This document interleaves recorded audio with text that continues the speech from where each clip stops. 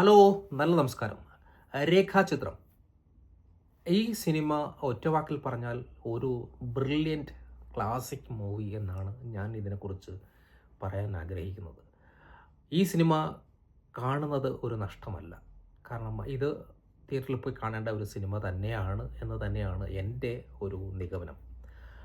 ഈ സിനിമ കണ്ട് പുറത്തിറങ്ങിയപ്പോൾ എൻ്റെ കൂടെ ഉണ്ടായിരുന്ന എൻ്റെ ഫ്രണ്ട് ചോദിച്ചത്, ഇങ്ങനെയൊക്കെ സംഭവിച്ചു അല്ലേ? യെസ്, അങ്ങനെ കാഴ്ചക്കാരനെ കൊണ്ട് ചോദിപ്പിക്കാൻ കഴിയുന്ന ബ്രില്യൻസ് ആണ് ഈ സിനിമയുടെ പോസിറ്റീവായിട്ട് ആദ്യം പറയേണ്ടത്. കാരണം ഇതിൻ്റെ തിരക്കഥ അത്രയ്ക്കും കിടിലം സാധനമാണെന്ന് വെച്ചാൽ കിടിലം സാധനമാണ്. ഈ കിടിലം സാധനത്തെ ഏതൊരു കാഴ്ചക്കാരനും, ഏതൊരു പ്രായഭേദമന്യേ ഏതൊരു കാഴ്ചക്കാരനെയും തൃപ്തിപ്പെടുത്തുന്ന വിധത്തിലാണ് ഇതിൻ്റെ ആ ഒരു മേക്കിംഗ് സ്റ്റൈല്, സംവിധാന രീതി, ടെക്നിക്കലായിട്ടുള്ള AI-യുടെ ഉപയോഗം. 1980 മുതൽ 85 വരെയുള്ള കാലഘട്ടത്തിലുള്ള ആ ഒരു വസ്ത്ര രീതിയുടെ ആ ഒരു സ്റ്റൈല് ഈ സിനിമയിൽ കാണിക്കുന്നുണ്ട്. ഇപ്പോഴുള്ള പ്രസൻ്റ്ലിയുള്ള ആ ഒരു രീതിയും കാണിക്കുന്നുണ്ട്. നന്നായിട്ട് തന്നെ അത് നല്ല വസ്ത്രധാരണത്തിൽ വസ്ത്രാലങ്കാരം ചെയ്ത ആരായിരുന്നാലും കിടിലമാണ്. അത് നന്നായിട്ട് തന്നെ ചെയ്യാൻ ശ്രമിച്ചിട്ടുണ്ട്. അതോടൊപ്പം തന്നെ ഇതിൻ്റെ ലൈറ്റിങ് എനിക്ക് ഏറ്റവും ഇഷ്ടപ്പെട്ട ഒരു 2-3 സീനുണ്ട്. അതിൽ ഒരു സീൻ ഞാൻ പറയാം. ആസിഫ് അലി കമലിൻ്റെ ഷൂട്ടിംഗ് ലൊക്കേഷനിൽ നിന്ന് തിരിച്ച് സ്ലോ മോഷനിൽ വരുമ്പോൾ അവിടെ കാണിക്കുന്ന ലൈറ്റ്, ഈ സൈഡിൽ നിന്നും ഒക്കെ ഇങ്ങനെ അദ്ദേഹം സ്ലോ മോഷനിൽ ഇങ്ങനെ ഫ്രണ്ടിലേക്ക് നടന്നു പോകുന്നു. ഈ സൈഡിൽ നിന്ന് 2 സൈഡിൽ നിന്ന് ലൈറ്റൊക്കെ ഇങ്ങനെ വന്ന് പൊയ്ക്കൊണ്ടേയിരിക്കുന്ന ഒരു ഇത് നല്ല സ്റ്റൈലായിട്ടാണ് അത് ലൈറ്റ് സെറ്റ് ചെയ്തിരിക്കുന്നത് ഓരോ ഷോട്ടിലും. ഇത് ഒരു സാധനം. അതോടൊപ്പം തന്നെ അവസാനത്ത് മണ്ണിൽ നിന്നും എടുക്കുന്ന ആളെ മണ്ണിലേക്ക് തന്നെ മടക്കുന്ന ഒരു സീനുണ്ട്. ആ ഒരു സീനിൽ ഇങ്ങനെ ശവപ്പെട്ടി, അതോടൊപ്പം തന്നെ ആൾക്കാരൊക്കെ പുറത്ത് ചുറ്റും ഇങ്ങനെ നിൽക്കുന്നു. അതിൻ്റെ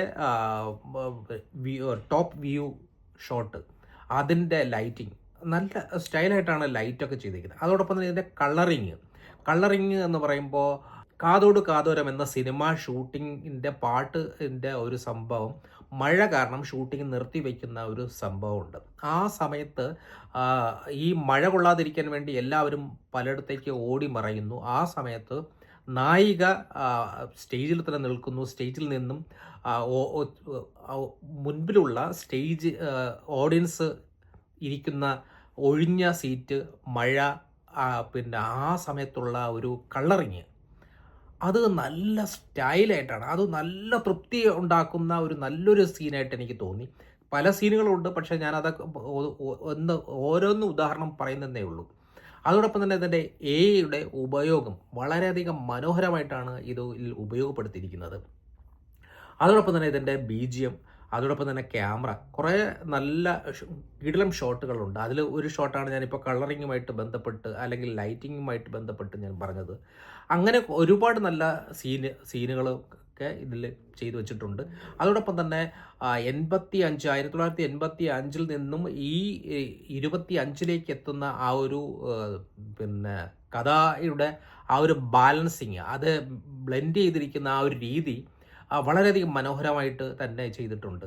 ഓരോ സമയത്തും ഓരോ സീനും സാധാരണ പിന്നെ ഒരു ക്രൈം ത്രില്ലർ ഇൻവെസ്റ്റിഗേഷൻ മൂവിയൊക്കെ ആകുമ്പോൾ ഒരുപാട് പിന്നെ ട്വിസ്റ്റും ടേണും അങ്ങനെയൊക്കെ ഒരുപാട് സാധനങ്ങളുണ്ട്. പക്ഷേ ഇതിൽ അങ്ങനെയുള്ള പല സാധനങ്ങളും ഉണ്ടെങ്കിൽ പോലും അത് നമുക്കങ്ങനെ ഫീൽ ചെയ്യുന്നില്ല. കാരണം ഇവിടെ ഒരു ആളെ കാണിക്കുന്നു, വില്ലൻ ആരാണ്, അല്ലെങ്കിൽ അയാൾ ആണ് ഇന്ന ആളാണ് കുറ്റക്കാരൻ എന്ന് പിന്നെ കാണിച്ചു തന്നിട്ട് എന്തിന്, എങ്ങനെ എന്നുള്ളതാണ് കണ്ടെത്തേണ്ടത്. അതിനു വേണ്ടിയുള്ള ഒരു ശ്രമമാണ്. അതുകൊണ്ട് തന്നെ ഇതിൽ നമുക്ക് പിന്നെ എല്ലാ കാര്യങ്ങളും കൃത്യമായിട്ട് അറിയാം. ഇനി ഇതാണ് സംഭവിക്കാൻ പോകുന്നതെന്ന് കൃത്യമായിട്ട് അറിയാവുന്ന പല കാര്യങ്ങളും തന്നെയാണ് നമ്മുടെ മുമ്പിലേക്ക്. അതിലേക്ക് എങ്ങനെ എത്തിപ്പെടുന്നു എന്നതിനെക്കുറിച്ചുള്ള ബാക്കിയുള്ള കാര്യങ്ങളെക്കുറിച്ച് മാത്രമാണ് സിനിമ പറഞ്ഞു പോകുന്നത്. കൃത്യമായിട്ടും ഓഡിയൻസിനെ നന്നായിട്ട് തന്നെ എൻഗേജ്ഡ് ആക്കി ഓരോ സീനും, ഒരു സീൻ പോലും ഇവിടെ ഇതിൽ ബേസ്ഡായിട്ട് എനിക്ക് തോന്നിയില്ല. അത്രയ്ക്കും നന്നായിട്ട് തന്നെ ഓരോ സീനും വളരെയധികം എൻഗേജ്ഡ് ആയിട്ട് സിനിമയ്ക്ക് ആവശ്യമുള്ള സാധനങ്ങളെ കാച്ചിക്കുറുക്കിയത് പോലെയാണ് ഓരോ സീനും കാണിക്കുന്നത്. അങ്ങനെ ഒരു ലാഗ് ഉള്ളതായിട്ടോ ഒന്നും അങ്ങനെ ഫീൽ ചെയ്തിട്ടില്ല. സാധാരണ മലയാളത്തിൽ അപൂർവങ്ങളിൽ അപൂർവമായിട്ട് മാത്രമാണ് ഇങ്ങനെയുള്ള എല്ലാ സാധനങ്ങളും നന്നായിട്ട് തന്നെ ഉപയോഗപ്പെടുത്തിക്കൊണ്ട് അപൂർവങ്ങളിൽ അപൂർവമായിട്ട് മാത്രം സംഭവിക്കുന്ന ഒരു സിനിമ മാത്രമാണ് രേഖാചിത്രം. സിനിമ എന്താണെന്ന് ചോദിച്ചാൽ ഈ സിനിമയിലെ 2-3 ഡയലോഗാണ് എനിക്ക് ഓർമ്മ വരുന്നത്. ഒന്ന്, മരണം എന്നത് ഒരു ഉറപ്പാണ്, മരിച്ചോ ജീവിച്ചിരിപ്പുണ്ടോ എന്ന് ഉറപ്പില്ലായ്മ ഒരു വേദനയാണ്, അല്ലെങ്കിൽ ഒരു കാത്തിരിപ്പ്, ഉറപ്പില്ലാത്ത ഒരു കാത്തിരിപ്പ് എന്ന് പറയുന്നത് ഒരു വലിയ വേദനയാണ്. അതാണ് രേഖാചിത്രം. മറ്റൊരു ഡയലോഗ് എന്ന് പറയുന്നത്, ഒരു ചിത്രത്തെ പൂർണ്ണമാക്കുന്നത് അവസാനത്തെ ഒരു രേഖയാണ്, അല്ലെങ്കിൽ ഒരു വരയാണ്. അത് ആരാണ് രേഖ? ഇതാണ്, അതിൻ്റെ ഒരു അന്വേഷണമാണ് ശരിക്കും പറഞ്ഞു കഴിഞ്ഞാൽ രേഖാചിത്രം. രേഖ എന്ന് പറയുന്ന പെൺകുട്ടിയെ ആ പെൺകുട്ടിയുടെ ചിത്രവും വച്ചുകൊണ്ടുള്ള ഒരു അന്വേഷണമാണ് ശരിക്കും പറഞ്ഞു കഴിഞ്ഞാൽ രേഖാചിത്രം എന്ന് പറയുന്നത്. ആ സിനിമയുടെ ബ്രില്യൻസ് ആ എഴുതി കാണിക്കുന്ന ഒരു 3/4 മണിക്കൂർ കഴിഞ്ഞിട്ട് എഴുതി കാണിക്കുന്ന ആ ഫോണ്ടിൽ എഴുതി കാണിക്കുന്ന ആ മലയാളത്തിൻ്റെ ആ ഒരു ലെറ്ററിങ് സ്റ്റൈല് തന്നെയും ഒരു വലിയ ബ്രില്യൻ്റാണ്. രേഖാചിത്രത്തെ സംബന്ധിച്ചിടത്തോളം ഇതിൽ ഒരു സിനിമാ നിരൂപകൻ എന്നുള്ള നിലയ്ക്ക് എനിക്ക് 2-3 നെഗറ്റീവ് മാത്രമേ എനിക്ക് തോന്നിയിട്ടുള്ളൂ. ഞാൻ നെഗറ്റീവ് കണ്ടുപിടിക്കാൻ വേണ്ടി മാത്രം കണ്ടുപിടിച്ചതാണ് കേട്ടോ. ഇതിൽ ഒരു സീന് ഇന്ദ്രൻസിൻ്റെ മേക്കപ്പുമായിട്ട് ബന്ധപ്പെട്ട്, ഇന്ദ്രൻസിനെ ആദ്യം കാണിക്കുമ്പോൾ അദ്ദേഹം നന്നായിട്ടൊരു പ്രായമായിട്ടുള്ള ഒരു മനുഷ്യൻ, ഒരു മുഴുക്കുടിയനായിട്ടുള്ള ഒരു മനുഷ്യൻ, മുഖമൊക്കെ അദ്ദേഹത്തിൻ്റെ ചുളിവൊക്കെ വീണ് മുഖം ഭയങ്കരമായിട്ട് ഡ്രൈ ആയിട്ട് അങ്ങനെയുള്ളൊരു സ്കിന്നൊക്കെയാണ് അദ്ദേഹത്തെ കാണിക്കുന്നത്. പക്ഷേ അദ്ദേഹത്തിൻ്റെ അവസാനത്തെ സീനിൽ അദ്ദേഹത്തിൻ്റെ മേക്കപ്പ് എന്ന് പറയുന്നത് ശരിക്കും നാം മറ്റുള്ള സിനിമകളിലൊക്കെ കാണുന്ന ഇന്ദ്രൻസ് എന്താണോ അത് അതേ ഫേസാണ് അതിലും കാണിച്ചിരിക്കുന്നത്. പക്ഷേ അത് ആ ഒരു മേക്കപ്പിൽ വന്ന ഒരു ചെറിയൊരു മിസ്റ്റേക്കായിട്ട് എനിക്ക് തോന്നി. അതോടൊപ്പം തന്നെ മറ്റൊരു സീന് എന്ന് പറയുന്നത് 1980-85 കാലഘട്ടങ്ങളിൽ VCRും VCRൻ്റെ കാസറ്റും 1980-85 കാലഘട്ടങ്ങളിൽ അവൈലബിൾ ആയിരുന്നു എന്നെനിക്കൊരു സംശയമുണ്ട്. അതൊരു നെഗറ്റീവായിട്ട് എനിക്ക് തോന്നി. കാരണം അത് സ്ഥാപിച്ചെടുക്കേണ്ടതായിരുന്നു എന്നെനിക്ക് തോന്നി. മറ്റൊന്നെന്ന് പറയുമ്പോൾ ഈ ഡോക്ടർ സ്കെൽട്ടൻ ഇങ്ങനെ ഓരോന്ന് ഹാങ് ചെയ്തിട്ട് ഒരു നെറ്റിൽ ഹാങ് ചെയ്യുന്നുണ്ട്. അപ്പോൾ ആ സമയത്ത് പെട്ടെന്നൊരു കോള് വരുന്നുണ്ട്. ആ കോള് വരുന്ന സമയത്ത് അദ്ദേഹം കോൾ അറ്റൻഡ് ചെയ്ത് അദ്ദേഹത്തെ മാത്രം കാണിക്കുന്ന സിംഗിൾ ഷോട്ട് വരുമ്പോൾ അദ്ദേഹത്തിൻ്റെ ഐഫോണിൻ്റെ ബാക്കിൻ്റെ ഇവിടെ ഇരിക്കുന്ന ഇദ്ദേഹം ഇങ്ങനെ ചെവിയിൽ വെച്ച് ഫോൺ ചെയ്യുന്നു. ഇതിൻ്റെ ബാക്കിൽ വരുന്ന ഐഫോൺ ബാക്ക് മിററിൽ കൃത്യമായിട്ടും ഷൂട്ട് ചെയ്യാൻ വച്ചിരിക്കുന്ന എല്ലാ ലൈറ്റുകളും ഈ മിററിൽ കൂടെ കാണാൻ സാധിക്കുന്നുണ്ട്. അത് എഡിറ്റിങ്ങിൽ